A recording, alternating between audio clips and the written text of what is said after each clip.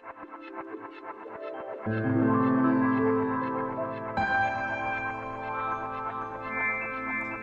the dream.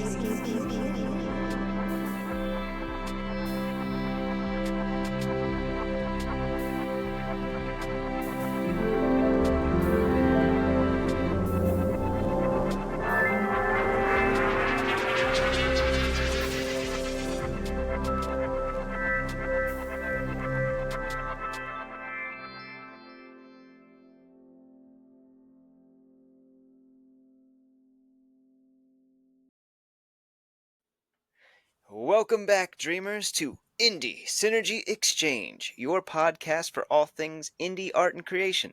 We are the podcast that introduces you to all that the indie circle has to offer. I'm your host, Tanner Geesey, also known as Number 2 Pencil Man and owner of Tanner's Tales Entertainment. And joining me tonight, we have my co-host, FraeOfficial, which I don't know where he's at on the screen, but there he is. My bro has returned again. But he is a talented artist, writer, creator, does all sorts of stuff, so definitely check him out. And tonight we have a very special guest. We have the one and only Chris Perguidi. I almost just butchered that. I'm so sorry. Perfect. Here we go for the cheer.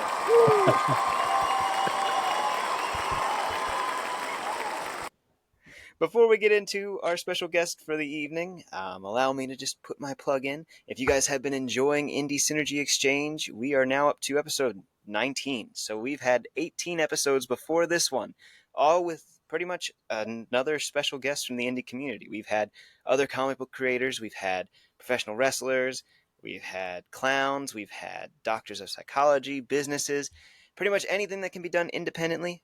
We have had or will have on this show. So if you guys are enjoying what we do and want to support us, definitely like, comment, and subscribe on the videos on YouTube. Follow us on our audio platforms. Help us build this platform so that all indie creators can have a spotlight and a stage to come on and share their stuff with the world. So that is the end of my spiel. Definitely please check us out, support us. And without further ado, I'm going to turn things over to Chris. Chris, tell us who you are and what you do. Well, I'm Chris Perguidi, and I like to consider myself mainly a writer, but I also dabble in professional wrestling, film, and comic books. And I'm always on some crazy adventure. So, I mean, I can show you some of my comic books here. This was a Vampiruni Crisis #1, which was a vampire comic book that I published, and I did the backup story in.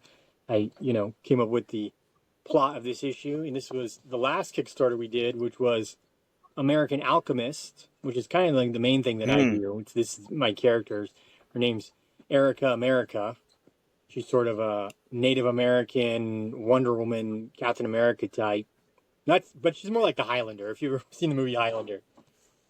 This is a game. This is actually a game we did for, it's a spin-off of Tunnels and Trolls. It's called Monsters. And they licensed my character Erica to appear here.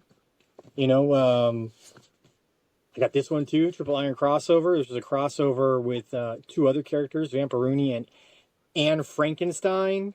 I didn't create this character. She's Anne Frank, but she's been brought back by Dr. Frankenstein to kill Nazis. Oh, wow. Way before the cartoon version of G.I. Robot. So very similar type of thing. If you like Creature Commandos, Triple Iron crossover is a thing. It's kind of a similar thing, but set in World War II. And this is a vampire. This is Anne Frank, but she's a Frankenstein monster. And they go off to kill Hitler. And this is Cthulhu Crisis, which is kind of the sequel to that. It's another crossover, but Anne Frankenstein's not in it. And this one takes place in modern time. And you get Erica America again, Demi the Demoness, and Vampiruni, and they're fighting against the evil forces of Cthulhu. Wow. So that's it for my my comic. Well, that's not it for my comic books, but those are the ones I have in front of me. Wow, what a collection of writings you have. Yeah, well, I write a lot of things. I do a lot of stuff. We did a pilot show with Andy Dick, who was a comedian back in the 90s. He was pretty popular back in the day. He was news radio. And I'm friends with his son, and I produced an unreleased TV show. No one's picked it up yet. It's called The Wizard Zone. And he is, it's kind of like, he's like the host of it. It's kind of like an SNL. It's a comedy skit show. So he's in it, but he got into trouble, and then COVID happened, so no one's picked it up yet. Mm. But we're hoping someone will pick it up. We're working on that. I've done independent films. I've done a lot of stuff, and I'm always willing to talk about it. And of course, pro wrestling. I've been heavily involved in pro wrestling as a wrestler, a promoter, a manager, a cameraman. Every aspect of pro wrestling, I've been in it. I even co-owned a wrestling school as a silent partner up north. They use the ring that I co-owned with Matt Freeman. I trained with Bailey's actually from my hometown. I don't know if you know Bailey from the WWF or WWE. She's from here, San Jose, and we trained at the same places at the same time, but not at the same time, if that makes sense. Like I was over at one school and she was at another, and then we switched, and then she got signed actually while we were both training at different places at the same time. But we both, we had the same trainers basically, just not at the same time. That's cool. At the same time, if that makes sense. And Shotzi Shotzi, I know she's from here too.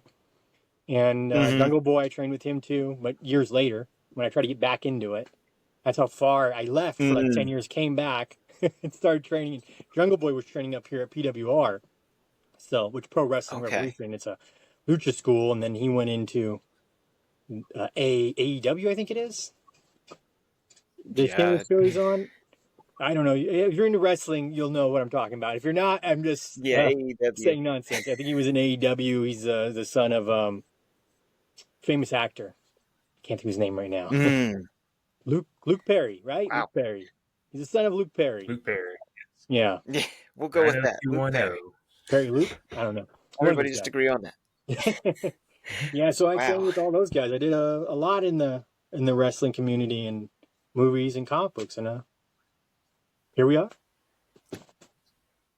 What started it all for you then? Like, what was your first avenue into creativity? Was it the comics? Was it the wrestling, the film? What really was what kicked all of this off for you?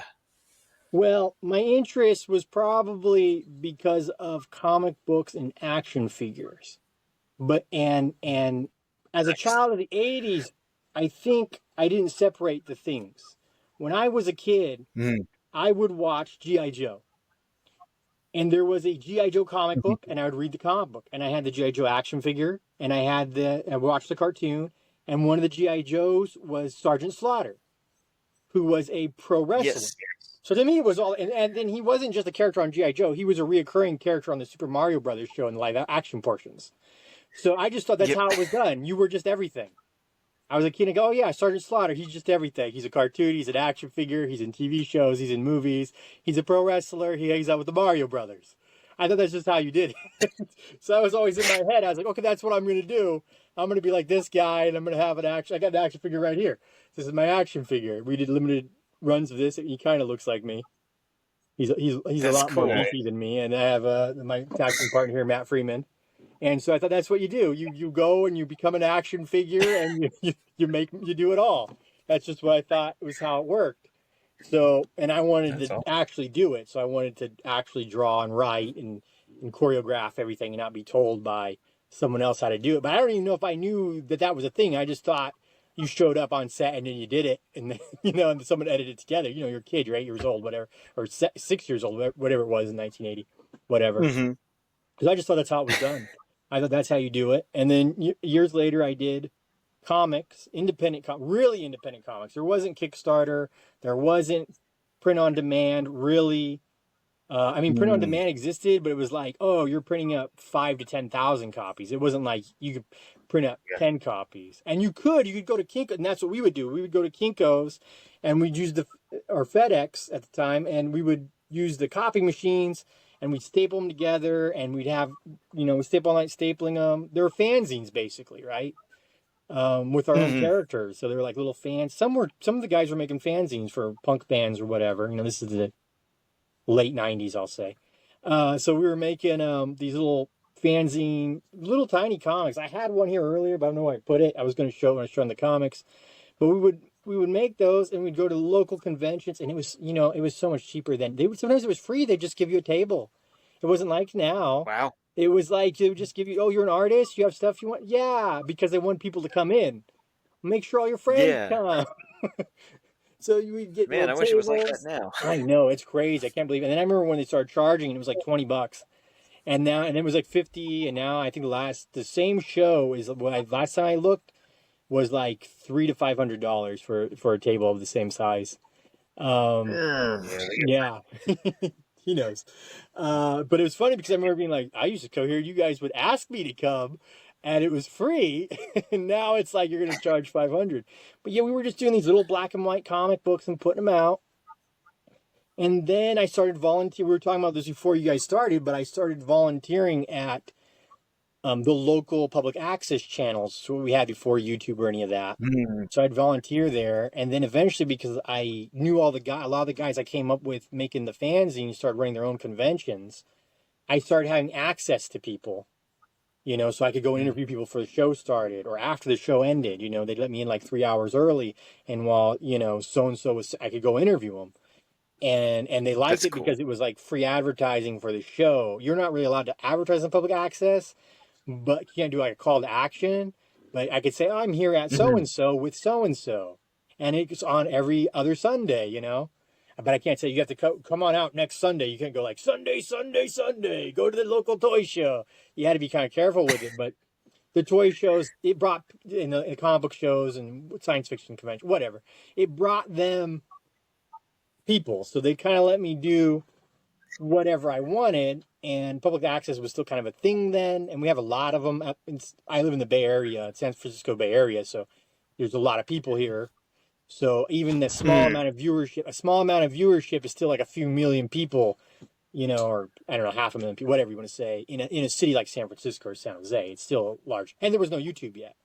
So then when YouTube came out, we started throwing all that stuff on YouTube. And I was saying this earlier, people started saying we had a podcast. We didn't even know what that was. We started before the term didn't exist, because it had to do with iPods, right? Isn't that where the term came from? It had something to do with the iPod. So, yeah. And so they called them podcasts. I was like, what's a podcast? That's what you're doing. You're doing a podcast. So we did that for a while, and we had a guy on the show. He was on the show all the time, and then I was on his show, but I don't think he ever used the footage. He was a horror host. He kind of brought it back to being a horror host. It kind of stopped. There wasn't that many. Elvira was around, but he was kind of taking over Bob Wilkins, who was a guy back. I think he did Creature Feature back in the day. And so he kind of made his own version of that. Cinema Insomnia, which was broadcast also in the San Francisco Bay Area. So we were, using the same resources. So I reached out to him, and he had a thing where he got into it with Chris Jericho. It was a big thing. It was on TMZ and everything. So I was like, I got to get in on this, because I always wanted to be a wrestler. I did martial arts, did boxing. I got into all this because I saw Sergeant Slaughter on G.I. Joe. I got to get into this. So I came on his show as like a mock Chris Jericho. At the time, Chris Jericho wasn't as buff, and I was buffer than I am now. So I had blonde hair and stuff. So I came in as a mock Chris Jericho and hit him with a folding chair. And we had a thumb wrestling match, and I hit him with a folding chair. And it was a very Andy Kaufman-ish type thing, because they were feuding, and it was even on TMZ. You could look it up. It was like 2012, maybe, I would say. So then and then people were like, you should just go into wrestling, because you can talk, you're funny, you work out.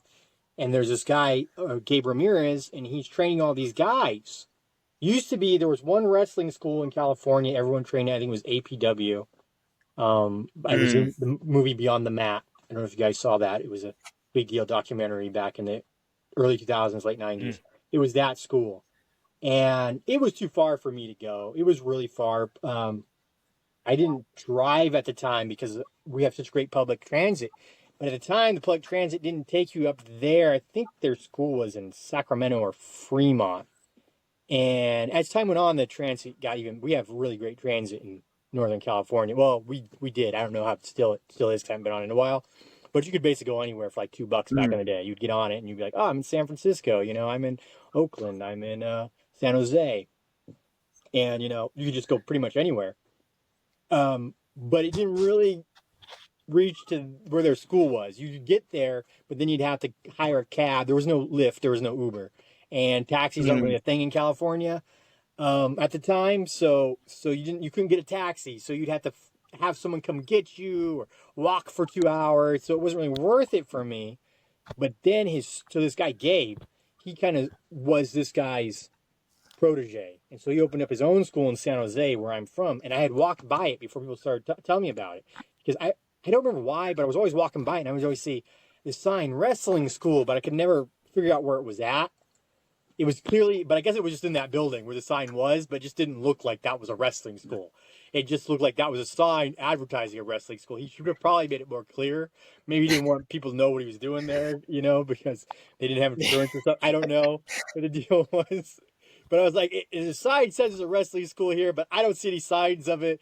So I wonder where it is. So I reached out, but I never heard from him. But then I posted something on Facebook, and his wife kind of knew about me. Her name is Shannon, great lady. She reached out to me and was like, yeah, I see you doing all this crazy stuff in the local entertainment and on the public access and then YouTube, because YouTube's already around now, just beginning. You want to come train with us? And I go, yeah, tell me and I'll come train. So I went and I trained there for 5 years. I trained there for on and off, changed for 2 years straight. I got injured, took a break. I came back for another 2 years, and then I trained other places too. I trained at Big Time Wrestling under Jason Styles, and then and he trained Bailey.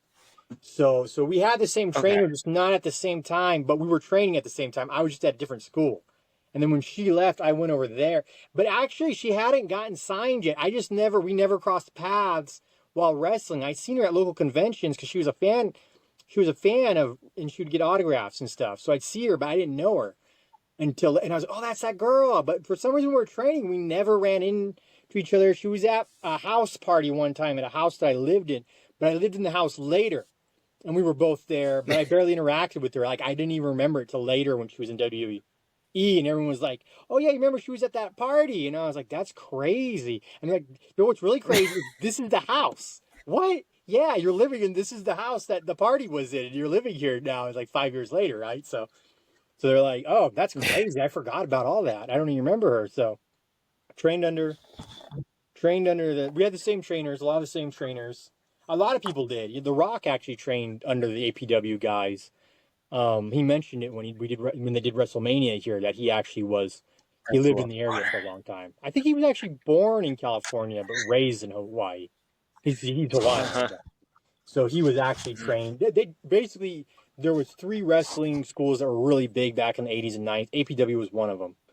And when it shut down, it kind of, then a bunch sprung up. Now there's a bunch of wrestling schools. But at the time in California, there was, in Northern California, I don't want to misspeak because someone's going to be like, there was a school in LA or whatever, but I'm not there, so I don't know. I lived in LA, but I didn't deal with wrestling when I was there. So I don't know. But this is in the late 90s, early 2000s. There was APW. That was basically it. That was legit. They had contact with the WWF, which was still the WWF then. Then now it's the WWE. Or I think it might be called something else now because they merged with TKO. I think the show's still WWE, but the company's TKO. Yeah. So none of that that existed. There was APW, it was WWF, and then it became the WWE. And then I started training probably a little bit after it became WWE. It'd been WWE for about maybe 3 to 4 years, or maybe I started training before. I'm not sure. I have to look at the timeline when Bailey came in because I know I was training at the same time as her, but at PWR instead of BTW. But yeah, there wasn't. And then so this guy Gabe though, he kind of, I don't know if they had a falling out. I've always thought it was a work. That it was like they kind of pretended like have a falling out, and I don't want to get in trouble with him, but I think he pretended to have a falling out, and they opened his own school, and he was giving APW kickback. It was like you own a McDonald's and you kick back to the corporate. I think it was like that. I honestly do, and I think the whole falling out was a work, and that's why his school was mostly lucha libre, so there wouldn't be competition. It was mainly where I trained was mainly a lucha libre school, so. Yeah, so then I got into wrestling because these guys saw me doing goofy shit on MySpace. I think it was MySpace. I said Facebook, but I think it was MySpace at the time. They said, "Oh, look, this guy, he's doing all this goofy kind of wrestling related stuff." I had a martial arts background. I did martial arts since I was a kid. That's really, I mean, maybe it's really common out there, but it's really common here in the Bay Area. I trained at AKA. I don't know if you guys know what that is, but it's American Kickboxing Association. Cain Velasquez Oh, trained there. The Shamrock Brothers trained people there. They were trainers there. And speaking of, I don't know if you guys know Ken and Frank Shamrock, if you guys go back far in wrestling, but yes. they literally, he had his own school. I get them mixed up. One of the brothers had his own school. It was literally down the street from my girlfriend's, and I'd see him just like literally walking around the Bay Area. But then he became a trainer at his school. I don't want to say it didn't last. I think what happened was they offered to pay him more money to do the same stuff at AKA. And that was before UFC started having their own gyms. So all the UFC guys were training over at AKA. So I was there when these guys contacted me. I was like, well, I'm already they train like MMA and stuff there. And I did a little bit of that, but I was mainly doing boxing. So I don't want to say I was like doing MMA, but it's like an MMA school. But I was mostly doing boxing. So they saw, oh, you're kind of doing similar things. You're funny, at least, on your YouTube videos, somewhat funny. And so why don't you come out and try out for school? And I was literally their first student who hadn't trained at another school.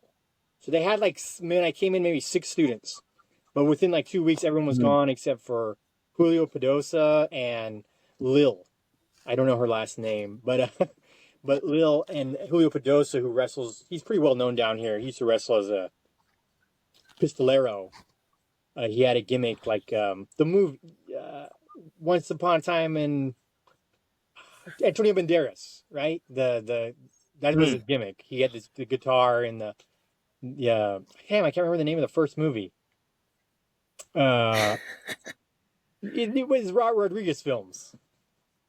He had the same gimmick as that character. The Antonio Banderas guns. He kind of looked like Antonio Banderas. And by the time we were the only people that lasted 2 weeks, and by the time I left there, we were the only people to last that whole 5 years. There was no one else. We started there, and we all ended there together when we finished our training.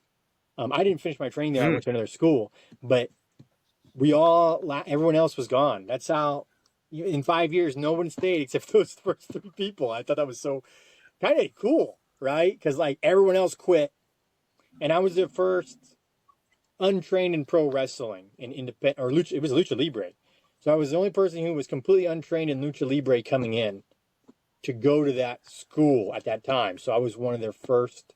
I consider myself their first student because those guys had already trained elsewhere. So I was their first green student, their first fresh student, like never done pro wrestling, lucha libre stuff, and I never did anything remotely like lucha libre, because lucha libre is more like gymnastics, right? You're walking on the ropes, you're doing these flips, you're jumping up in the air, and you're not doing that in boxing. I did taekwondo. I did that for years, but you jump kick, but you're not doing. Some guys in taekwondo do, but you weren't doing backflips or anything like that, and you weren't walking on any ropes because there wasn't any ropes. So it was kind of like just completely a new thing for me versus everyone else who, Julio had already wrestled before going to that school. He'd already been in front of an audience as a wrestler, and I'd only been in front of an audience as what you guys are doing at that point, and a little bit of acting. And so as you've probably seen on my IMDb, a little bit of acting, but I came in almost completely fresh to it. So that's how I got into the wrestling part, because they just said, well, you're kind of doing the same thing. Come in here. I did it for a while. I didn't really get along with anybody. So I jumped schools around a lot. So I trained at PWR for years. I had a falling out with Gabe. I love Gabe. He's like a brother to me, but we did not get along towards the end. We're very different types of people, or maybe we're really similar. Maybe that's why, I don't know. But we had very different ideas about, I think, what wrestling is and can be. And I thought of it more, it was weird because I did have a sports background in comics, but I saw it but probably from the G.I. Joe, as more like a cartoon, like a live action cartoon. I didn't really see it as like a sport. I was like, oh, this is theater. This is theater in the round, and we're like Shakespearean actors, we're like, or clowns, like I said earlier, because later I had a clown gimmick, and we took clowning. I took clowning. Another guy I worked with, he never had a clown gimmick, but he was a clown first, and he was great. Oscar, his name was Oscar, and he'll probably see this. He was great because it's a lot of the same what we call bumps, or in clowning call them pratfalls, right? Like how you land, how you fall. So it's like there's a face bump, there's a back bump, there's a forward roll, there's a backwards roll, there's a handstand. There's a thing where you slip like a banana peel, that's snap bump. It's the same thing. It's the same motion that a clown does when they do it.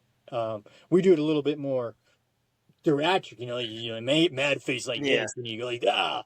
And, and the clown does it more goofy. But, if you're a comedy character as wrestling, you do it the same as a clown, actually.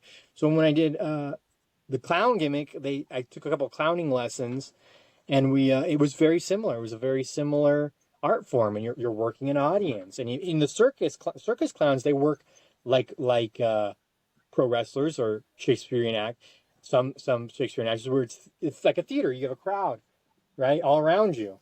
And you have to work, and you have to make sure everything in wrestling and clowning and theater, right? It's very dramatic. It's big. It's very big. Yeah. You want the guy in the back to be able to see what you're doing. You want the guy in the very back to be able to know. That's what we do.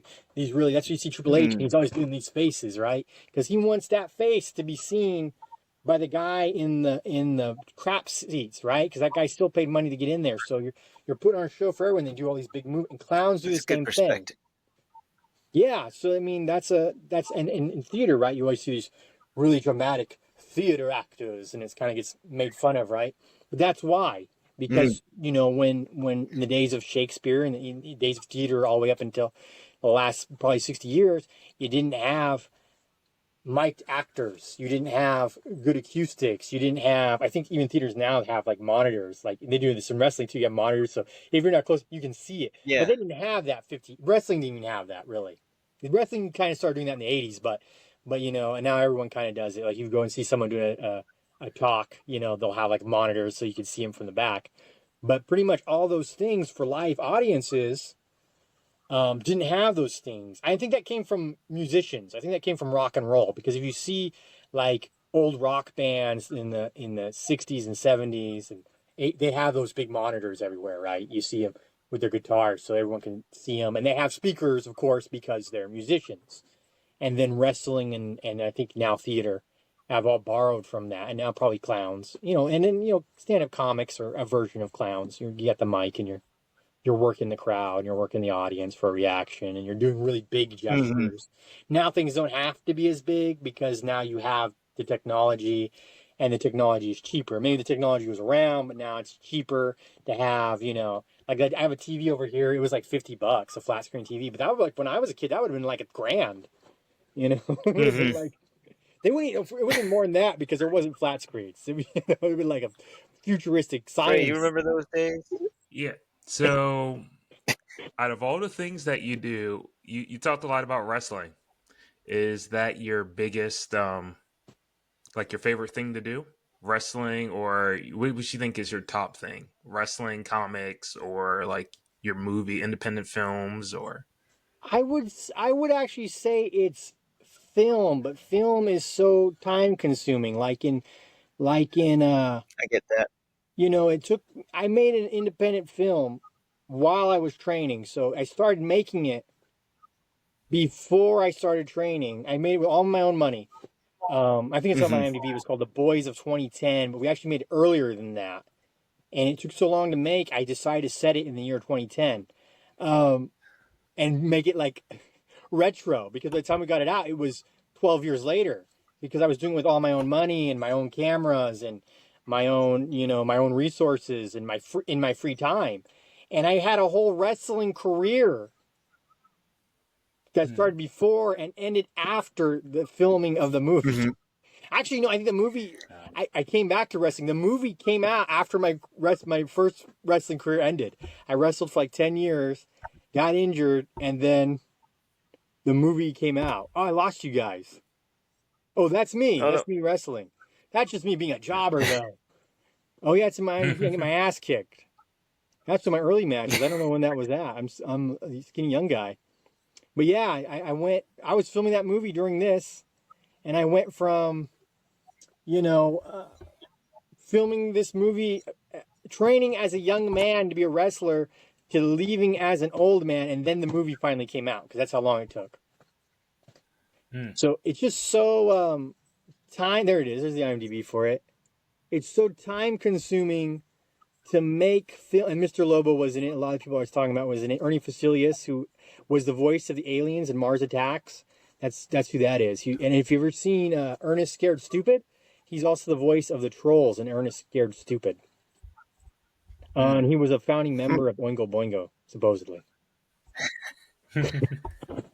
And that's Mr. Lobo right there. He was the horror host I was talking about, and I got him to be in the movie. So when we made that movie, I did the same thing. I called in all these favors of guys I knew, and so a lot of people worked for free. Ernie Facilius directed Hardware Wars. I don't know if you guys are old enough to remember Hardware Wars. It was a parody of Star Wars. You might remember that? Yeah, it was. He did he was a filmmaker too, and so he's from the Bay. Well, he lives in the Bay Area. So I hit him up. I hit up everybody I knew. A lot of people worked for free. And it just took so much longer to make that movie than it does. I wrestled like 1,000 matches during the time it took me to make that movie, because I can plan the match the same day and then do the match in however the match takes as long as it takes. It's live action, right? But film, it's like the same amount. That 5 minutes, that might have been 3 days worth of filming, because we had to do it over and over and over, because there was a weird sound in the background. Or there was I was wearing the wrong shirt that day. Or we recasted an actor. Or, someone shaved, someone shaved because they forgot the order of events, and they shaved. And I thought this was later when I was no, we have to do that scene again. So you have to refilm it because you had a beard here and now you don't have a beard. You don't have that in wrestling. It's just happening as it happens. So you're able to do a lot more wrestling than you are to make movies. It took me 10 years to make that movie, and the payoff wasn't as when you're wrestling, you're in a live audience, so you're getting the instant feedback, right? It's right there. So it's a little bit more rewarding than like comic books, which is you might never see anyone read your comic. Right? You could have a bunch of people read your comic. You'd have millions of people read your comic, and you might never see one person read your comic because you don't know, because you write it and you draw it and it goes to the printer and the editor reads it and it goes to the fans, and then the fans, you might see them at the convention and they'll tell you like it, but you don't actually usually actively see, your comics are like a private, you go and read kind of privately. You're not out. That's right. I'm going to read this comic that you made in front of you. So you don't get that instant feedback with comic books that you do with wrestling. And you don't really get with movies, because it's like, 10 years later when you're sitting with an audience, or 2 years later. And 2 years is a more normal timeline. But it was, like I said, it was just all my own money. And then the world changed. It was, digital. We were filming digital, but we were filming on tapes. We still had tapes. So we had tapes, and then we had to put them in this machine, like a VCR, that you would hook to a program called Avid. And Avid would run it, and it would go into Avid, and you could edit it on your Apple II or whatever the hell it was. One of the Apple devices, right? So we were still doing that. And I'm sure they had better stuff, but we were kind of behind because we were doing it cheap. So, but yeah, it was digital, but you had tapes. And they were like little, at first they were the big ones, but then they were these little ones, they called them VHS-C. And I had I'm not kidding, I had like stacks of it for this movie, like would fill up this whole table in front of me of VHS-C. Wow. And everything on that movie could fit on a little chip like this now, right? A terabyte chip. But back then it was like, okay, there's your 20 minutes, there's your 30 minute one tape. And it wasn't, so it took a lot longer. It wasn't like I was sitting there like cutting actual film, which would have took even longer, but I came right as they were introducing pure digital, where you would just record it and it actually looked good. And some of the movie, because it took so long to make, was like that. But we were sitting there, okay, we got to sit here, and it would play it would have to play all the way through to upload it to the computer. So it wasn't like, oh, like now I could take the whole movie and upload it in a few seconds, right? Here's all my footage on my terabyte drive, a couple of minutes. It was the actual length of filming. So if you had 20 hours, you had to do it several days. Okay. All right, we got 20 hours worth of footage, for this scene because people kept messing up. So now we're going to have to put aside 2 days to put this, to digitize. They call it that, digitize. You would digitize this tape. We called it film, but it wasn't film. It was tape. It was like little tiny VHS tapes. And so that would take so much time, but you don't have to do that with wrestling. You don't even have to film it at all. You just go out there, you do it, and you go home. Right? And it's instant, right? So you could do, literally, I did like thousands of matches around the same time I was doing the film. And then I did a couple other people's indie films. I don't know if they're on my IMDb's because some of them were like really cheap student films where I came in as an actor and they brought me in to do basically stunts and choreograph. And they would be like, man, how'd you guys do that so quick? Oh, wait, I got to turn this phone off here. Sorry, guys. They'd be like, how'd you guys do this so quick? And I was like, that show Daredevil? They did the whole scene in one shot.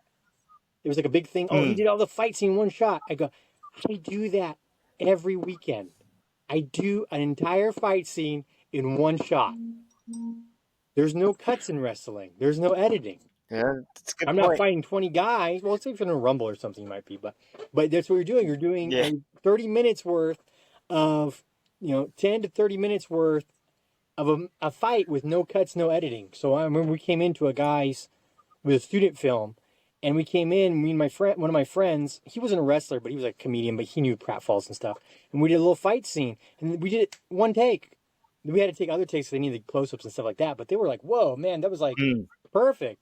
And I go, "How'd you guys do that?" I do it every weekend, man. This is simple to me. But with movies, they still got to get like 10,000 takes, close-ups, wide shots. It's definitely a big art. Yeah, it's very Takes time-consuming. And comic books are really time-consuming. Yeah. I can get more comic books out, though. I can get more comic books out than film, even though I think comic books is harder, because you have to know how to draw to do comics, right? Yeah. Well, you don't need to have. You could do like a cartoony thing, but if you're doing like a superhero, people expect it. Like they expect you to know how to draw. They expect you to know how to do things. Where film, I can just do something, and then if it's funny, it's funny. If it's not, it's not. It's not like I'm not actually making me, right? I mean, that's like animation. I guess would be just as hard probably. But the comic books to me they're definitely harder. They're a hard thing to do, but you can do them quicker for some reason. But I guess because you don't have to edit things.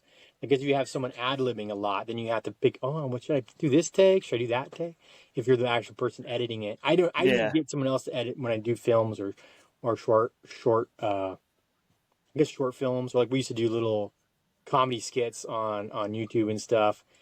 And, I'd have someone else edit them. This guy, James Meyer, he would edit them. He's a really good editor, but it would drive him nuts because I would do like 30, 40 takes and he would, I don't know which one to use. This one's funny. This one's more, which one should I use? Should we do more serious of this take? Because that's funny too, because you're being real serious about it. But you're playing it straight. That's kind of funny. And, it's just, with the comic book, you draw it. There you are. But it's harder to draw. I could just sit here and talk all I want, and you guys could edit it together and make it look cool. I mean, acting is more. Yeah.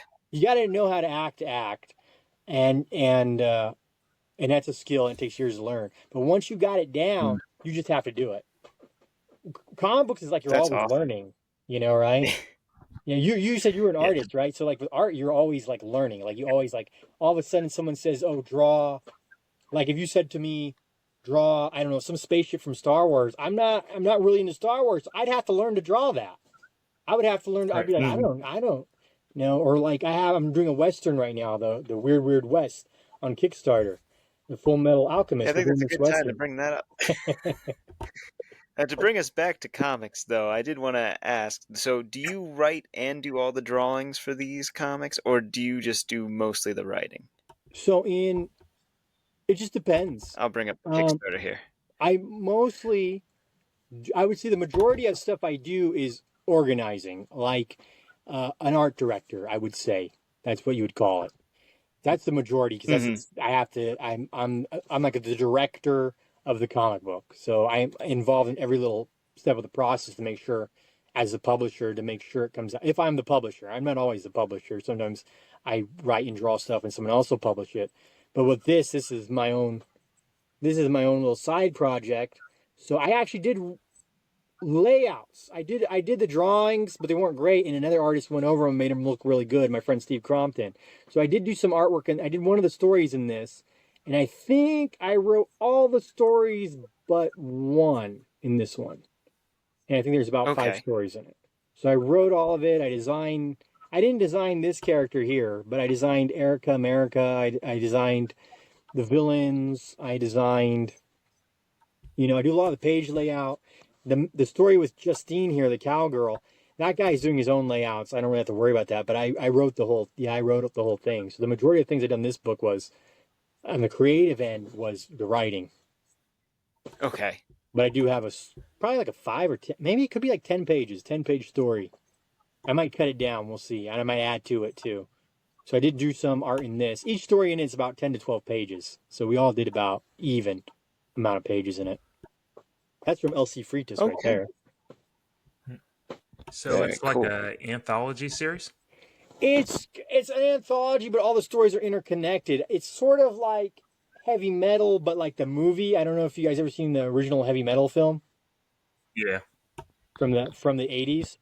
All the stories are loosely connected. So it's kind of like that. It's the same characters, but it's like, it's the main character, Erica America. She's trying to hunt down her arch nemesis, which is this guy known as the Wizard in Yellow, who's sort of like a wizard, but he's mostly like a time traveler. And so she's trying to hunt him down and kill him. And so this is the people she meets on the way to go and kill this guy. So each story is her meeting a different person. And Justine was an Italian comic book from the 1990s, I think. Maybe earlier, maybe a little later. This guy was in a rock band, Enrico Tiradoni. He was in like an Italian heavy metal rock band with his wife, who I think was a model, Francesca Tiradoni now, I guess because they're married now. But they had a rock band, heavy metal rock band. The guy looks like he's got the jacket, he looks like Danzig or something. So he had this comic book, Justine. It was a Western. It is a Western, but it's really big in Italy. And I was like, well, we should have our characters team up. So I had my friend Steve Crompton reach out to him, because Steve Crompton was the guy that introduced the character to the United States in the late 90s, early 2000s. And I was like, well, I kind of like to do that. Let's do a crossover. So there's a story where she meets Justine. There's a story where she meets Daniel Boone. There's a story where she meets Vampiruni, who's another independent comic character from the late 90s, who's a vampire. That was this character here, Vampiruni, which I also worked on. So it's just her traveling across the West, and each story is a different artist, and I think only one of the stories is a different writer, but then another person did the plot, and then I wrote it. Or maybe vice versa. I'd have to look. And also, I'm not sure what... Some stories might not make it because it's only be 64 pages, so I don't know what's going to make the final cut once we put it together on this one. But yeah, the majority of it was written by me. Congratulations on reaching your goal, by the way. Yeah, Thank you guys so much. I was hoping to do a lot better, but the last one I did on my own did a little bit better. It did probably like $1,000, maybe only a few $100 more. It was like 4,000. I think I have that one too. I can pull up. Yeah, but it had a lot more backers, and I'm always trying to get readers. I'm always trying to get more readers. Right. For me, a lot of these projects, they kind of break even because I bring in a lot of name artists. Like this guy's Joel Gomez. He does La Muerta for Coffin Comics, and he works on Lady Death. You probably heard of him. Okay. Yep, I know who that is. This guy here is Zira Verma. He worked on Iron Man and G.I. Joe and Transformers and a bunch of stuff. Unfortunately, he passed away. I'd actually paid him to draw the first 4 issues because we were good friends. So I wasn't really worried about the money. I knew he'd get me back and do the work. But he passed away while doing this comic. Mm. So he was only able to do Oh. those few pages we're looking at right here. But he cost a pretty penny to do that. And I actually paid him for, I think I paid him for all 4 up front. I'd done it before and I got work, so I knew him. You know, it wasn't his fault. He passed away, and just, unfortunately, the way it worked out. But unfortunately for me, I mean, it was worse for him. But you know, so the project barely broke even for this issue.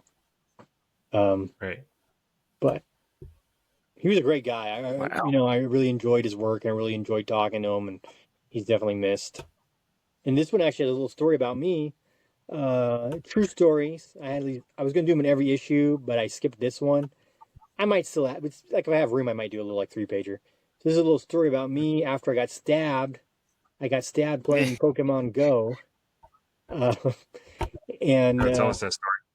Yeah, tell us. I've watched the article, but you gotta tell us exactly in your perspective what happened. so my perspective is different than the article because they kind of, I'm going to be honest, they just kind of said what they wanted. And the one channel took it down. The one channel, they came out here in my house and interviewed me, and they sped up my voice, did all this. They tried to make me look like I was an idiot, and I got myself stabbed. And they made up a bunch of. Didn't even happen the way it happened. They don't even have it up anymore because I think they realized I was kind of mad. This was on TV, and they made it. You know, they did a pitch shift. They pitch shifted my voice. I sound like this. I sound like Michael Jackson.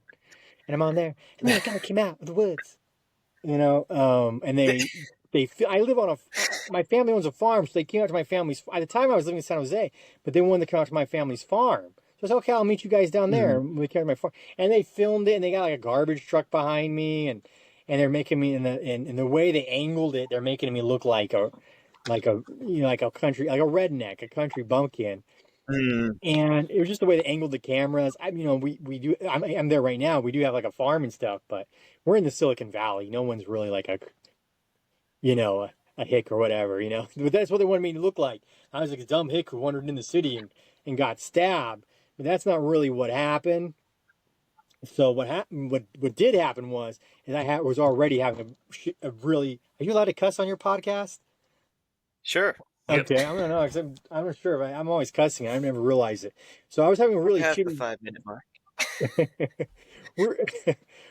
I was having a really shitty day already because I think the water wasn't working and I didn't want to deal with it. So I just went into town. I was meeting up with my girlfriend for lunch. I actually wasn't living here anymore. So I was here at the farm, but I came down here to fix the problem with the water for my grandparents were still alive. They were older. It was right before they passed away. Like my grandfather passed away a few months afterwards, or one of them passed. I think they both passed away soon afterwards. So I was down here, and so I had to come down and fix the pump or the hot water heater, or maybe just something even more simple. But I was just like not having it, and it was a hot day, really hot. It was ridiculously hot, and I couldn't get the water. And so I got the water to work. And my girlfriend wanted me to meet up with her, and I was already way behind. So I walked in this really hot weather. I walked from where my family is into town to catch the bus, and it's like a 2-hour walk. And I'm thinking it's going to be easy. I'm going to get on there. The bus is air conditioning. I forgot to bring a bottle of water, but I thought I had it. So when I got like more than halfway to the bus, I'm like a quarter of the way to the bus, and I'm like, I didn't bring water, and I feel like I'm going to die, right? And I'm like, shit, I hope the bus comes and I don't miss it, or it comes early and I can just get in the air conditioner. So it comes in time. I get on, but I'm super hot, and I'm like going through Morgan Hill, which is the smaller city in between Gilroy and San Jose. I'm going through it, and my girlfriend's messaging me, you got to get here soon, blah, blah, blah. My lunch break's coming up. I need you to get me some food. I haven't eaten all day. And I'm thinking, well, I haven't eaten all day either, but it's my girlfriend, you know, so, you know, I'm like, okay, I'll be there soon. So I'm thinking, you know, I won't stop in Morgan Hill. I'll just get off in San Jose, because in San Jose, it's a big city. It's actually bigger than San Francisco. It's not as well known. The buildings aren't as tall because the most of San Jose was built after the earthquake. It was built after, actually, most of San Jose was built after the '89 earthquake. So they have all these restrictions on how you can build buildings in California. So they don't have the fancy architecture. Yeah. They're not as tall. San Francisco looks more impressive on camera, but San Jose is actually bigger, has a bigger economy. It's physically bigger and has, I think, a slightly higher population. So once you get this, it's nothing but restaurants. There's restaurants everywhere. There's little kiosks, or vendors just selling, like right when you get off the bus, there's people selling water and sodas and whatever. So I think I'm good, right? I'm gonna get me a drink when I'm on there. I'm just so thirsty. I kid you not, the bus caught on fire. The bus caught on fire that day. It caught on fire, and it caught on fire in this crappy little area where it's like the not good part. At the time, it was like the not good part of San Jose, and I don't even know because I thought that was after. I think the route used to take a different way too than it does now. So it would go through this kind of no restaurants, no food, no water. Worst area of San Jose, probably. I don't even know if people live there. It was like there's a lot of warehouses in San Jose because they make computers and stuff there. So there's a lot of it. And if you're on that warehouse area, there's nothing. You can't get water. You can't get food. You can't. At the time, you couldn't really get a cab. It wasn't Uber. I think was actually just starting to come up. It's 2016. Yeah. Yeah. So I think it was just starting. I don't know if I was aware of it. So the bus broke down. We got on another bus. Something happened to that bus. I don't remember what happened. But then we had to get on a third bus where they fixed that bus. So this time I'm so thirsty. And then something happened with the route. So they dropped me off in a different area. But it was better because where they dropped me off was actually closer to where food was. So I'm like excited. I'm like, oh, good. Oh, we've been waiting for so long. The bus caught on fire. And I'm trying to text my girl. My phone's like dying. And she said, where are you? I'm starving. Blah, blah, blah. I'm like, I'm teaching. The bus caught fire. I had to get another bus. They made us get on a third bus. But I'm almost there. And the way I remember it is I swore I heard someone yelling my name from the restaurant called the Blue Chip. And as I heard someone yelling my name, I was like, I don't really want to fucking talk to anyone right now because I'm hella thirsty. And I wanted to go to the Blue Chip because the Blue Chip is you have to go underground. It's a sit-down restaurant. I just want to get a soda and drink it like right now, So I'm like, I'm not going to deal with that. I'm going to go towards my girlfriend's work, and they have a food vendor. They have food vendors all up and down that street. So I'm just going to go to one of the food vendors, get my soda and my hot dog and my Euro in downtown, and I'm not going to worry about the Blue Chip. So I was like, I don't want to deal with that. So I cut through kind of a shady spot in between the nice restaurants and the food vendors. I kind of cut through, and I saw these. So what happened was I was kind of playing the Pokemon Go to distract myself from the heat. So I was kind of playing it as I was walking over to the food vendor. And I had it like this, right? Because, the characters, they appear on the screen. So I was like trying to get the character. And these I don't know how to describe them, but, weirdos. Thought I was filming them. They thought I worked for the city and I was filming their,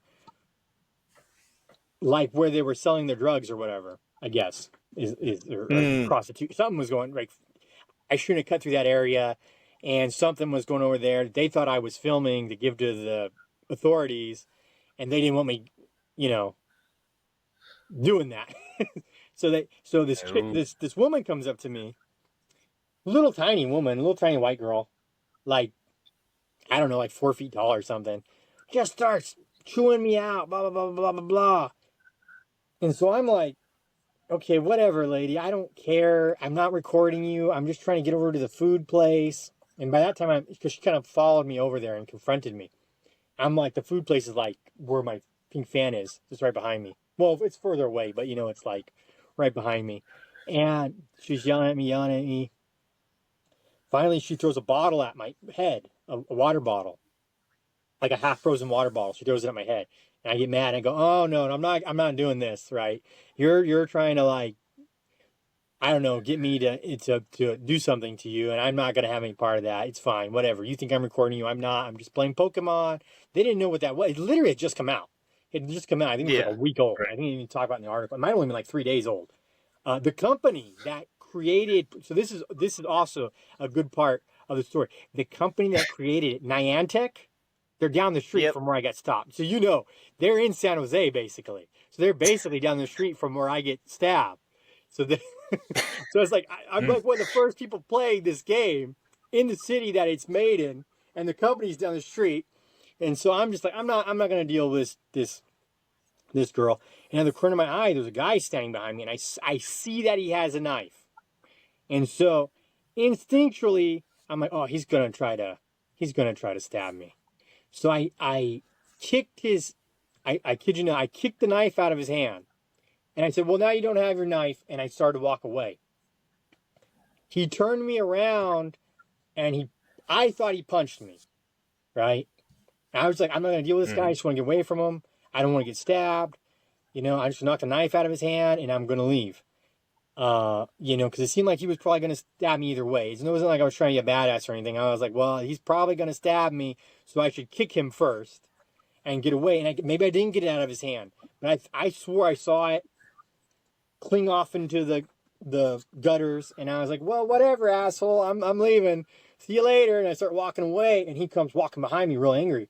And he some stuff gets said. I'm not going to go into it, but he grabs me, turns me around, and I'm like, what are you going to do? You don't have your knife. And he punches me in the face. I think he punches me. So I'm just like, oh, that's a weak ass punch. I didn't even feel that. And this is why. And then he starts punching me all over. Boom, boom, boom, boom. And then he, so I'm like, and I fall backwards. And then he's looking at me and he's like, you're fucked up, blah, blah. You look like you got 2 mouths now. I made you into the Joker. And I'm like, what the hell is this guy talking about? So I'm mad at this guy. I think he just punched me. I don't know. And he's punching me. And to me, they were kind of weak punches. So I get up and I start fucking punching him. Bah, bah, bah, bah, bah, like real hard. Like, I'm going to beat the crap out of this guy. His girlfriend jumps on me. I throw her over. I grab him. I think this isn't getting the newspapers, so I didn't want any trouble. She had headphones, and I took them. I put them around the guy's neck, and I'm like, I'm gonna screw you up, bro. And he's hit me. He runs off, so I start chasing, and I'm telling people, stop him, he's getting away. And they're like, dude, you need to go to the hospital. And I go like this, and I feel blood, and I think he just busted my nose open. So this is when I was boxing, and I was already wrestling. I was boxing a lot, so I thought he just busted my nose open or gave me a fat lip. I actually thought he gave me a fat lip because my face was all numb right here. What actually happened is he had a knife and he stabbed me in the face. That's why I thought it was a weak punch, because he stabbed me. He wasn't punching me, and it was so deep. It went through almost all the way, and I had nerve damage. I couldn't feel my face, and he stabbed me in the chest. Wow. I was all slashed up. I have little slashes all over me. You could probably see if you're here in person. I got them on my legs and stuff. I had to take my pants off to see those. I have them on my chest and my back because he was slashing me and trying to stab me. But I didn't realize it. It wasn't like I was trying to be bad. I thought he was just throwing these weak ass punches at me. I was like, I'm just gonna beat up this pimp or whatever the hell he is and get the fuck out of here. But then I was mad, so I tried to chase him down. And then he went his way and I went my way. I got in an argument with him after that, and he thought I was on drugs. He was like, you're on drugs. The police are coming. You should get out of here, you psycho. Because to him, he thought I knew I was all stabbed up. He thought he stabbed me really bad because you can find, if you look on the internet, you can find this. They took it down because I was wearing an American flag shirt. And so they didn't want it to cause, it had nothing to do, I don't think it had anything to do with the shirt. Because I just walked through a bad area and the guy saw I was filming because I was playing Pokemon. That's what happened. But I had an American flag shirt, and he stabbed through the shirt, but it hit my sternum right here. And I have it's not huge now, but at the time it was this huge scar. It looked like Sagat from Street Fighter 2. And he hit it. So he thought he had stabbed me, and it went through to my heart or whatever. And he was like, you're going to die, dude. You're hopped up on crank or whatever. But I wasn't. I just had an adrenaline rush, and I didn't know I was stabbed. I didn't know it at all. And I was like, whatever, dude. What the fuck are you talking about? I'm going to go. And so I start walking to my girlfriend, and these kids walk up. Bro, you got to go to the hospital. You got to go to the hospital. I go, no, dude, it's just going to heal. It's going to heal fine. It's going to be fine. I go, I'm real thirsty, though. I'm going to walk over and get my drink finally. This is where the thirst comes in. I was so thirsty. I was so thirsty. It was so hot. and I was bleeding all over the place. But I just thought it was my nose. So I looked down and saw my. But then I saw my hole in my shirt, and I was like, oh, this guy killed me. For a minute, I think he did stab me in the heart. I'm like, he killed me. And then I look and I go, oh no, I'm just. He did stab me, but it hit I guess the bone right there, and slid down. I think there's some photos of that on the internet where I have slash here and I have a slash on my back, and then my chin. Wow. If you look it up, my chin is literally hanging out. They had to sew my chin back on. It looked like I was at a second frowning face. So I didn't know that. I still didn't know that. I just saw the hole in my chest, and they're like, "You got to go to the hospital." I go, "No, guys, no, look. It's just it just looks bad." And he busted my nose open, and they're telling me, "No, dude, your face is hanging off. Your face is hanging off." I don't know what you're talking about. So I go to the food truck, and I go to order a drink from the chicken halal place I go to every day, and I go, I get food for my girlfriend there. I go, I want a bottled Coke, the Mexican Coke. So he says, "You're not going to be able to drink that." And I go, "What are you talking about? I'm going to drink. It's just going to come out. It's going to come out your face." And I go, "Why? What are you all talking about? You guys?" And then I see right to the corrugated metal of the food truck. I look and I go, and I started laughing. And once I started laughing because I was in shock, I was like, "Oh shit, my chin's hanging off." And I kid you not, I made a joke on Twitter a week before. I said, I'm probably going to be, or when it first came out, I said, I'm probably the first person to die playing this stupid game. But I meant like I'd wander into a car, right? I'd be playing it and I'd wander in the streets or something. And then, so right then, my phone's about to die. And I said, I'm not even kidding. I took a picture. I don't know if that picture is still around because I think it got flagged on Twitter on my chin hanging off in the initial one. I took a picture right then, and my phone died. I couldn't even text my girlfriend. It died as I was doing it. I said, I guess I was right. I was the first person to almost get killed playing Pokemon Go. And I took a picture. So everyone who knows me is freaking out because they got a post of me all shredded, my chin hanging off, talking about how I just got stabbed playing Pokemon. And so I go and get he won't give me the drink because he thinks I can't drink it. So I'm so thirsty. And I walk to my girlfriend's work, and she's like in shock. I go walk in. She doesn't know what happened because my phone died.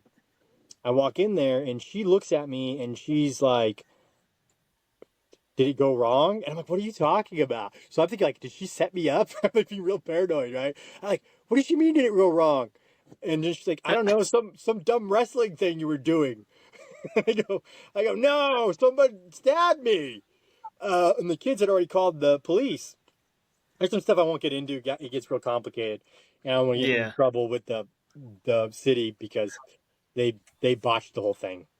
Basically, they botched getting the people that stabbed me. They never caught them, and it's on them. But I'm not gonna get into that. So basically, the police come there. I go out because I want my face fixed, and I'm bleeding everywhere, and my chin is a hole in my face.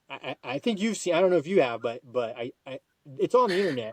My chin is, they have it blurred, but my chin is hanging off, and you could see into there, and you could see all the little meat and tissues, and it was almost all the way through. Right, I can almost stick my tongue through it, and it was bad. So I come out, and all these police, and so they all pull guns on me. And I'm like, what the fuck? And they're trying to get me to get on the ground. And I'm not getting on the ground. The ground is filthy. It's a big city. The ground is filthy. I'm not getting on the ground. I got blood. I'm cut on my chest and my arms, my face. I go, no. And the cop comes over, and then EMT breaks me and the cop up. And he's like, no, he's the victim. What are you doing? And he's like, oh, sorry about that, blah, blah, blah. So they patch me up. I have to go to the hospital. The short part of this is they try to arrest me at first. They have me handcuffed at the hospital. I'm waiting there. When are you guys going to handcuff me? I just got stabbed in the face. I don't know why you want to arrest me. I'm obviously the guy got stabbed. So I get out, and like a week goes by. So when it actually hit the media, it was like a week and a half later. Because what happened was that post I posted about me getting stabbed got shared by one of my friends, the editor, James Myrick. And he had a bunch of media connections, and someone from the news saw it. So they wrote him, they said, oh, there was another stabbing, and this was later. So I was actually the first guy got stabbed. My story kind of came out at the same time as the later guy, but I was the first person. It was like 2 to 3 days in the game, but it didn't hit the media till like a week, maybe a week and a half later, because they'd seen it on his Twitter, and so I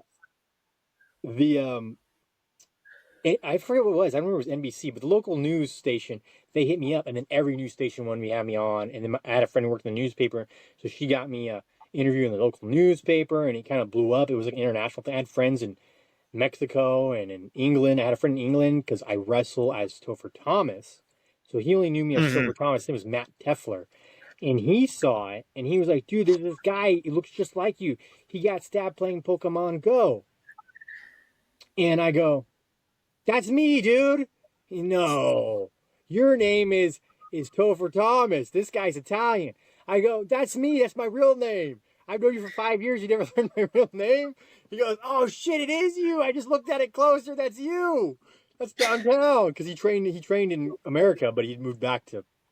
He was a professional soccer player, I guess, at some point. So he moved back to play soccer, but he was a wrestler, too. And so he hit me up. He was like, yeah, it's on the news over here. It's all over the place. They're like, some idiot got stabbed playing Pokemon. I go, I'm that idiot. That's me. And yeah, it was a big thing for a while. And it was like for 2 years, I was doing interviews on that. And they switched it up. They didn't mention I fought the guy off. They didn't mention that, like, he probably had 2 knives.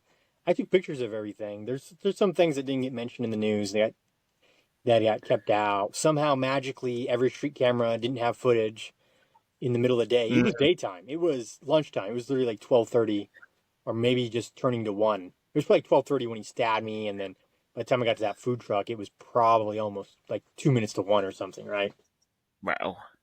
And there's cameras everywhere. Like it's the Silicon Valley. Everything in that place has cameras. People were filming on their cell phone. I could see them filming on their cell phone. The police said, no one got any footage of you getting stabbed. I go, oh, how come? That's real convenient. Nobody. What about that camera right there? No, they had to turn it off for maintenance. That's interesting. Or that one over there. That one is only on at night. Oh, okay. I mean, that's what they told me. They told me. They said, man. No, we didn't see who did it. We don't know who did it, and stop going on the news and talking about it. They told the city told me, not the police. The city told me stop going on the news and talking about it. Basically, send people to talk to me because they didn't like I was making the downtown look bad because I was making it look like they were trying to make it into like a risky area. Yeah, they were trying to gentrify that area, and so then I got stabbed there, and they didn't like that, and they didn't like I was talking about it, and then I was like trying to help the people in that area. I said, yeah, they should help all these people, and they didn't like that either. And I was like, they should help them, like if they help them, give them a place to live or something, and then they wouldn't be out here trying to stab people. They didn't like that at all. They were like, no. Oh man! And the cops felt like they looked bad, but the actual detectives on my case, they were great. I love both those guys. This was great. You guys will appreciate this. The guy who was the main guy on my case, his name was Detective Constantine. Nice. Like from the comic books. That was his name. I can't believe this is unbelievable. This is like an unbelievable situation. I walked in. He goes, "Yeah, good to meet you." He had a trench coat and everything because he was a detective. He goes, "Yeah, I'm Detective Constantine." And I think his name was John Constantine, because John's like a common name. It was John or Jack or something like that. He's like, yeah, I'm Detective John Constantine. I go, no, you're not. I mean, he'd never seen it. He'd never seen the movie. He didn't know the comics. And his partner was telling him, oh, yeah, it's a movie, Keanu Reeves, Constantine, but he's more like a PI. And I go, but he's like a detective, and his name is Constantine. I was like, this is too weird. I got stabbed playing Pokemon, and the guy who's on it is John Constantine, and I was like, "What the heck is this?" Wow, it sounds like it was pretty wild.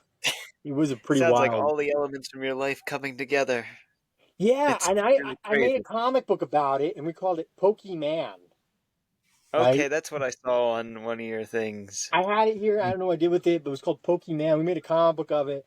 The backup story in American Alchemist 1 is kind of connected to it because I was doing I was already doing slice of life comics about my life because I do I do kind of interesting stuff. So I was like, okay, I'll do a little slice of life comics, and then I got stabbed, and I didn't actually want to do the stabbing story yet, but everyone was like, you got to do it right now because that's what's hot, right? Because you just got stabbed, and the local publisher was publishing me. He's like, no, you're gonna skip all this other shit you're doing where you're dating girls and doing all this trauma stuff in your comic.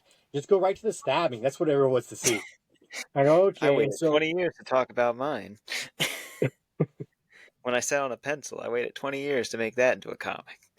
So yeah. you jumped the line Yeah, well, they with made that. me. I wanted to wait. I wanted to do the stories I was doing. She said, "Well, we'll do it a separate book. We'll call it Pokemon, so you can keep doing your stuff over there." And so, Wow. yeah, we did that. And it was fairly popular here. They had me on. They had me on the news. I was interviewed for the comic book too. I don't know if it's still up, but I had it on my Facebook, which now got deleted. But it was on my Facebook. Hopefully, I can find it somewhere that someone has it. Mm-hmm. But I had it on my Facebook. They interviewed me. It was about 3 years later, but they interviewed me. It's like, how are you still getting press off this thing? I see you on TV, and you're still talking. You're talking about your comic book where you got stabbed. So they had me on local, but it's big. It's local here is like big because it's the Bay Area, but they Yeah. had me on there about it. So it was a pretty crazy thing. There was a group of people, and they wanted to option it as a movie, but it just didn't happen. And I said, okay, well, that kind of thing happens to us. We never. I don't even know what happened to them, but I used to see them all around. I forget what they did some films. I didn't really know about them. Wasn't taking it serious because I felt like it wasn't going to happen. I felt like it was going to die down, and before they would ever do that. But they liked the comic. Yeah. They were really cool. Um, and then I was trying to get Andy Dick's son. He really liked it, and that was years. That was recently. Andy Dick's son, Lucas, to look at it, and I was thinking, maybe we can find producers to do this. To do this as like a movie, like a Rocky type thing, or like Yeah. something. Then I said you could also do it as a comedy. Just make me look like a goofball. I don't care. Make a movie about it. Make me look like an idiot. Well, who Who knows? cares? Yeah, Make who it a knows? It tragedy, a might just comedy. still happen. Yeah. So I was trying to Could push that. possibly. Could Well, I would like the slice of life stuff in general to get made into a movie like American Splendor or something. I think it's hmm also something you could do I could make it myself, like because it's just slice of life, right? I just have to, you know, rent a Starbucks, and I could use my house and guerrilla film locations without anyone. With the cameras you have now, no one would. People are just always filming shit for TikTok, so no one would even say anything now. When I was making the Boys of 2010, they were like, "You're not allowed to film here." They would chase us out of places. You'd have to jump over yeah. fences. I had to get permits and permission to film in the local Starbucks, and but we couldn't show any Starbucks stuff. And now people are just like in there filming TikTok videos, and this is my Starbucks I'm drinking. But they would get trouble. You whip out your camera and start filming. They would be like, no, get out of here. We're gonna call the police. But now it's a little easier, so I think we could do it guerrilla style and just do a slice of life thing and Yeah. low budget film. I think you could do it for like 10 grand, really, if you didn't get any stars. Like if I was myself and I filmed it and you directed it, it would probably be a lot cheaper to do. There's Oh no yeah. special effects other than me getting chopped up. I could do that Well, too. I could do the makeup, so that wouldn't be that hard. yeah. Well, this has been really an amazing time of stories. I know we're getting close to the time here, so I All guess just a right. couple wrap-up questions. Frey, do you have a wrap-up question?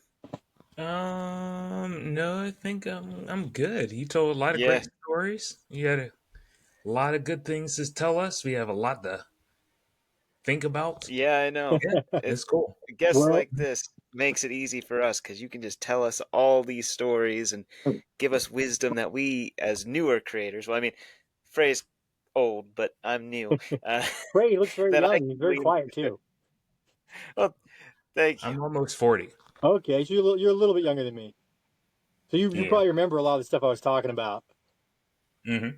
Yep. Yeah, Frey's our papa figure here on the podcast. He's the one who has all the wisdom, and I'm the young one. I think I'm actually the youngest, so it's actually kind of fun. And listening to like your stories of, like, I know some of the stuff like I used to watch some of the Mario cartoons. I had them on DVDs and stuff, so I totally like understand that. Sergeant Slaughter, wrestling, that's right up my alley. Like, and Yeah, of course comic books. I'm a comic book writer myself. Frey's actually my artist, so we work sweet. together on our own projects. So yeah, it's you gave us a lot of information. I actually think you predate our last guest who was giving us information on like comics from before. Like he used to do the indie comics back before the mass publishing stuff that we have Yeah. now, but not Mm-hmm. as far back as you. So it's like to hear kind of back to back stories from like guests like almost a week apart, but yet so different. It's inspiring and it's just very helpful. And I'm sure I'm gonna Well, be thank you. thinking about this for a while. So I Chris, got I gotta lucky. I ask. wanted to say I got lucky because I where I'm at is where Yeah. SLG. I don't know, Slave Labor Graphics is also in San Mm. Jose. I'm lucky. I grew up in an area where all this shit was happening at the same time. Ape. So we were going. I was probably like 17 when I started, 16, 17 when I started doing it. So I was, but only Wow. because I was lucky to be in an area where that was like that's what everyone was doing. So Yeah. Well, that's incredible, man. I gotta say though, before we get to the end of this, I want to ask, where can our audience find you? Where can they look you up, and like where can they find your projects? well, unfortunately, all my social media just got deleted. First, I don't know why. Mm. Probably an enemy, but a rival wrestling promoter or something. But if you look my real name, Chris Perguidi, I'm pretty sure I'm the only one. You'll be able to find me. But if you want to get the comic book, you can go to Drive Through Comic Books, look up Chris Perguidi, and you can get a digital copy. Most Mm. of the physical copies are out of print. But if you can find me, I can pull some up out of my archives. I do know some of the comic books are put up by other people on a website called Hip Comics. And of course, we Mm. have a Kickstarter that has ended, but it has late pledges available. So you can still pre-order the next book, which is kind of a standalone book. You don't really need to know much about the previous books to follow it. So if you can go on there and you can get Weird Weird West #1, and you can pre-order it before it's even out, and you don't have to worry about it being out of print. So that would be the best place to go if you want to get something new. Would be Kickstarter, and again, just look my name and the name of the project, Weird Weird West #1, Chris Perguidi. Wow. Very nice. Yeah, definitely. To our audience out there, definitely go check out Chris and all his amazing work. Back his projects, and I believe you said that it's going to be on an Indiegogo too soon. We're gonna do an Indiegogo. I wanted to have the artist, so there was one story left that still needs to be drawn, and then one that needs to be colored. And the artist Mm. has started drawing it, so I was gonna wait till it was a little bit more done, so I had more stuff to show on the Indiegogo. So maybe Okay. that'll help a little bit more to have a more completed project. The first one I did, I think, did better. The first one I did on my own, I think, did better because it was basically fully completed. I think only needs some lettering. Yeah. And so people That's were more willing yeah. to back it. And this one, I had like 2 pages I could show because it's a mature book. So a lot of the Hmm. book is done. Like the majority is done. I just couldn't. It's not X-rated, but it's mature. There's nudity and Yeah. there's violence and there's, uh, just I'd have to censor so much of it. It would all be redacted like a CIA file, FOIA file or something, right? Yeah. So it's like I really couldn't put that up there, but there'll be some more artwork done now that I can put it up on Indiegogo, and hopefully that'll draw more people in because they'll actually see, oh, it is actually pretty much done. Yeah. So if you missed your chance on the Kickstarter, Indiegogo will be coming up soon. So don't worry, you haven't missed your chance out there. If you want to back his books, definitely go check him out. He's a really cool guy with many stories, and I'm sure you can find a lot of his stuff on the internet as well, like wrestling stuff and whatnot, too, right? Yeah, it might be hard now because all my social media is down, but I'm sure you can find some good stuff. Maybe some stuff of me as a clown. I think my daughter's also a wrestler. I think she has some of my matches up on TikTok. So Very cool. that's a good place to Yeah. look. Well, that's awesome. Well, thank you so much, Chris, for being on the show. Thank you Um, guys. yeah, before we sign off, Frey, I want to ask you, do you have any updates or anything that you want to share before we end the show? Inlock Volume 4 is finally coming out this year. I know it's been 2 years since Inlock Volume 3, but I'm gonna work on that and not have it so long between the mangas. But Volume 4 will be out probably around end of July, August. I'm going to do a Kickstarter as I get the pages done, like get the book more completed. Because I Mhm. also like it when I don't have to like send out rewards a year or so later. I'd rather have it completed and then ask people if they want this stuff, because that really sucks when you do campaigns and it's like you got to wait like a year for everything. So I'm gonna get Mm, it done, and then we'll launch the Kickstarter, and then we'll go from there. But that's my current project right now. we're super excited for that. Yes. Awesome. Mm-hmm. And before we sign off, I'm Tanner again. My only update is that we actually finished, Frey finished all the art for issue 2 of Number 2 Pencil Man. And I'd Hey, say this past Wednesday, I ordered Number 2 Pencil Man. So I have a couple, yay! 50 some copies coming in, hopefully in 2 weeks. And we're going to do a soft launch. I don't know where or what event I'm going to do that at yet. I'm thinking I'm either going to find a comic book store that maybe I can partner with in the area and see if I can do like a local signing to do a nice soft launch until I have my next big convention in July. So, Number 2 Pencil Man will be coming, and it will be available on my website as well. So, to anybody out there who's going to be looking for it, probably towards the mid to end of June is when you're going to see it pop up on my website. And of course, you'll be able to grab it in digital and physical format. So, that's coming out, and we'll have another book, a children's book that I wrote and illustrated out probably in a couple months as well. So, lots of projects to look forward Yay. to. But that's basically my update. And to end the podcast off, thank you guys again for tuning in to this episode of Indie Synergy Exchange. Chris was an amazing guest with so many awesome stories to tell, who's pretty much done it all. His whole life is one big crossover of multiple creative things, and it's so cool. So, if you guys are wondering what kind of indie guests we bring on the show, it's really any indie guest. We literally anything that can be done indie is welcome on this show. We are here to build a platform for indies by indies because we know what it's like to be struggling indie artists and writers that are trying to get our stuff out into the world and just feel like we're meeting so much pushback. So we're here to band the indies together, build a platform, give them the spotlight.